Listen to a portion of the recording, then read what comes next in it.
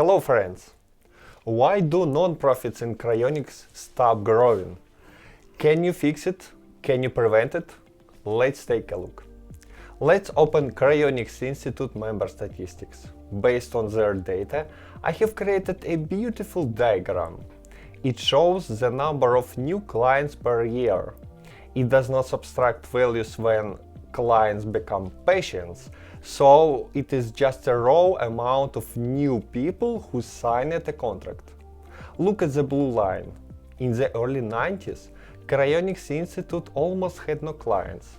However, in the late 90s, they opened a website, drastically increasing the number of new clients. And of course, the amount of money.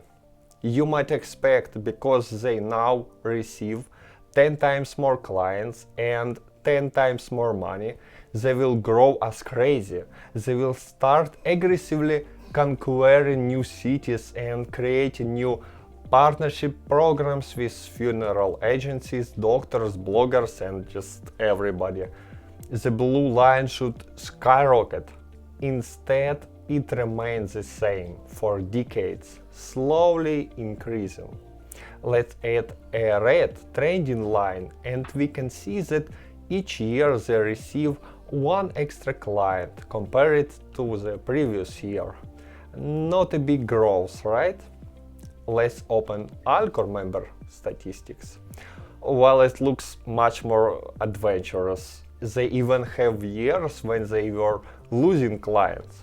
We need a trend line for sure. Yeah, much better. Again, we see the same picture. When they started to receive a bit more clients, they stopped. One more experiment, you will like it. I took data for the last 20 years when both organizations were already stable. Now I set the type of red trend line to exponential. You used to see exponential growth like that. Ready? Here is how it looks for Cryonics Institute. A straight line. It grows but very slowly. Here is how it looks for Alcor. And now it's not a straight line, now it's a flat line. The one you see in movies when the patient is dying. Flat line. And for the last 10 years, Alcor looks like this. Seriously? It looks like this organization is dying and its employees still believe they are leaders in cryonics. Do they even know the meaning of the words leader or leadership? It's like when you lead people and show them the path.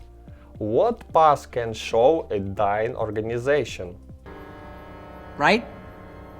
I mean, how can he be the one if he's dead? Despite the fact that the Cryonics Institute's statistics looks better, I should mention that a few years ago, Alcor CIO Max Moore was blaming the Cryonics Institute for manipulating statistics.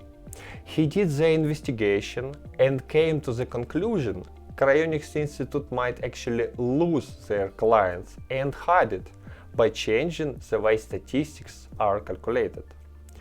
So why does it happen with non-profits, and can we do something about it?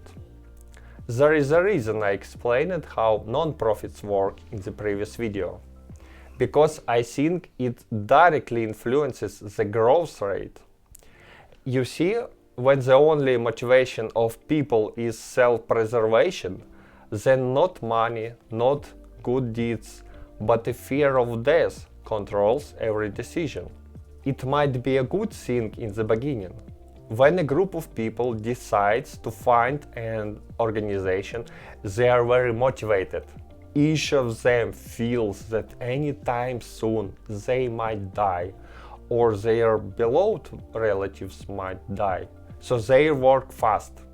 They need to do a lot of things before an organization starts working. Get equipment, get cryoprotectant, make agreements with specialists, create contracts and other documents, and so on. Even when they finish everything, they cannot stop yet. Not always, but usually, organization founders make themselves full members automatically, so they don't have to pay for anything, including storage. Because of that, they have to find people to pay for their needs, people to take care of them after death. New clients. The death motivates them again as they keep working hard looking for these clients. That's why at the beginning non-profits are very active. Even without the necessary skills, founders might find specialists, set up everything, make some advertisement campaigns and find clients. However, when they reach a specific number of clients, when they see a large sum of money deposited on an organization account, when they feel that the organization is already stable and safe, they simply lose motivation. They already achieved their goal. They will be preserved and other people will take care of them in the future. They don't have any other goals, so they just become passive. Now everything they want is just not to destroy what they created. As the years go by, the founders begin to be replaced on the board of directors by new people, usually by clients of the organization, who don't have such strong emotional connection with the organization and care even less. Because the position of director is usually unpaid, it is extremely unlikely a good specialist with useful skills will take it.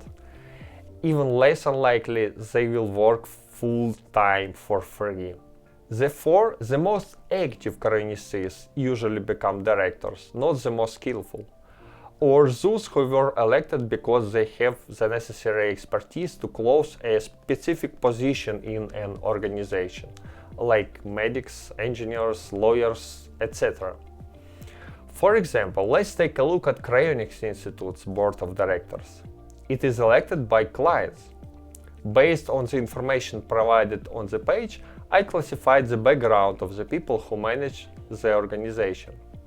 It's very simplified, of course. We have lawyers, financiers, different kinds of mechanical engineers, a firefighter, paramedic, and some random guys. Seriously, why do we need 3 mechanical engineers on the board of directors?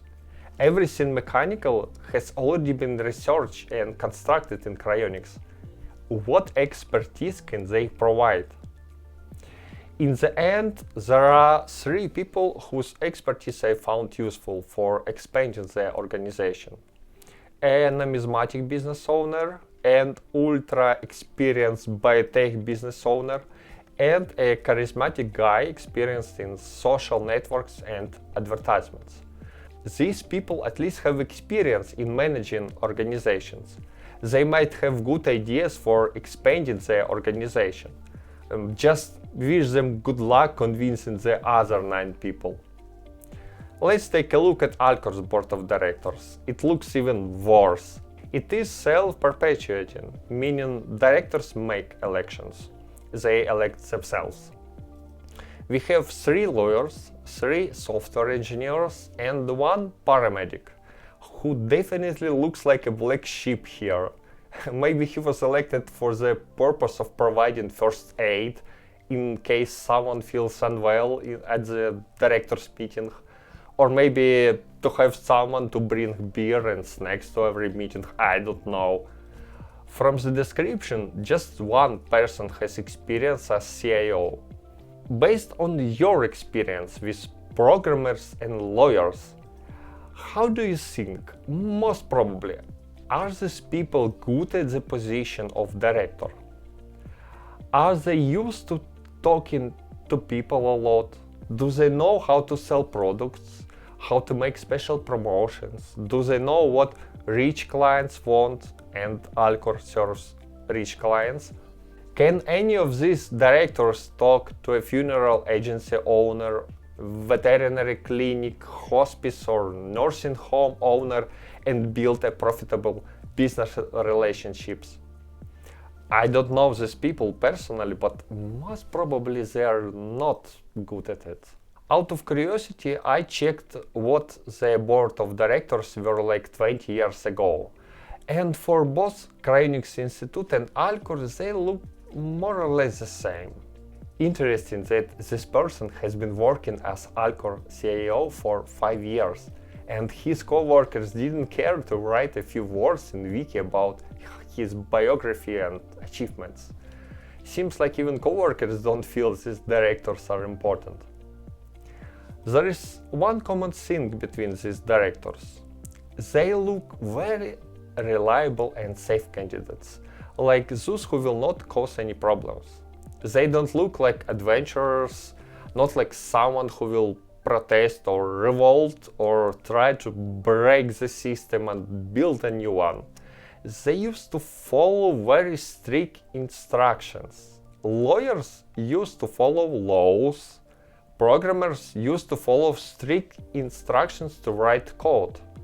The paramedic used to follow strict medical regulations.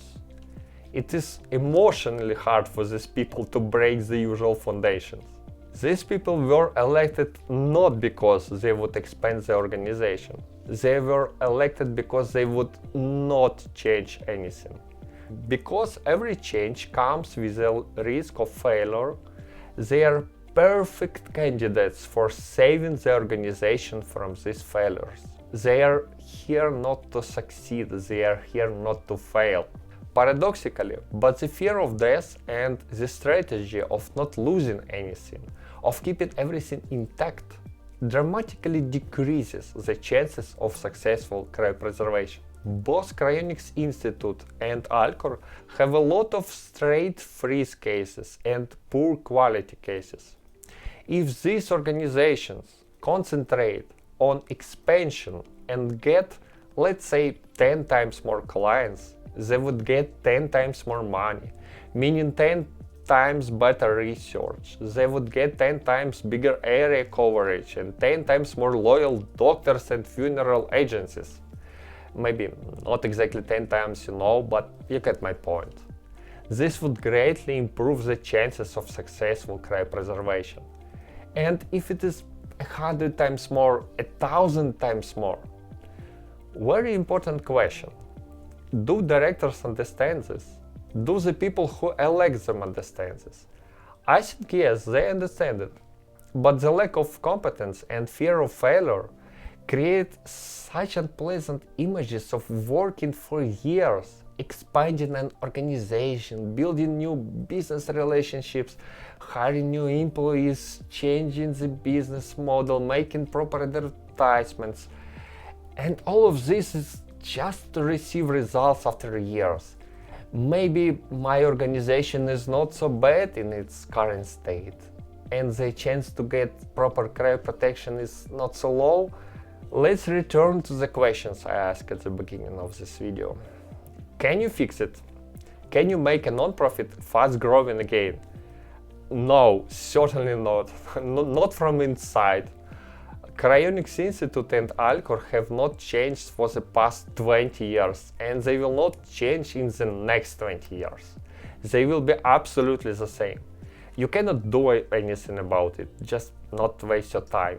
The only thing might change these organizations is competition.